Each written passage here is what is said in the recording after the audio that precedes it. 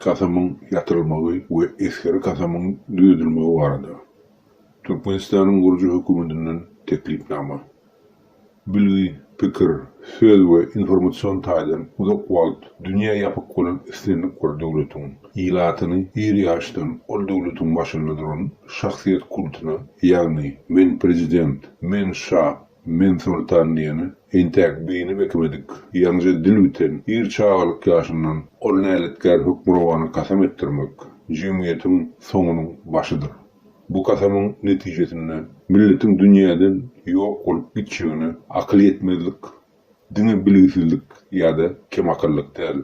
Eysen bu nadanlık ya da bilkaslayın halkın karşısına ediliyen ve edilen cinayetliğini düyüplü hem çumulup düşünüp Teyze Türkmenistan'ın kurucu hükümetinin adından ilkinci arcak kararlarının biri olup durun.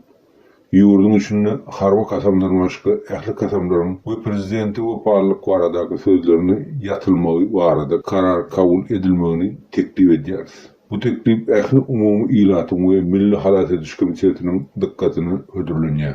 Harba kasamda da prezidenti ve parlak varadaki sözler ve manalar kasamdan ayrılmalıdır. Onun yerine kasamın teyze teksti halk tarafından halka ödüllenmeğini teklif ediyoruz.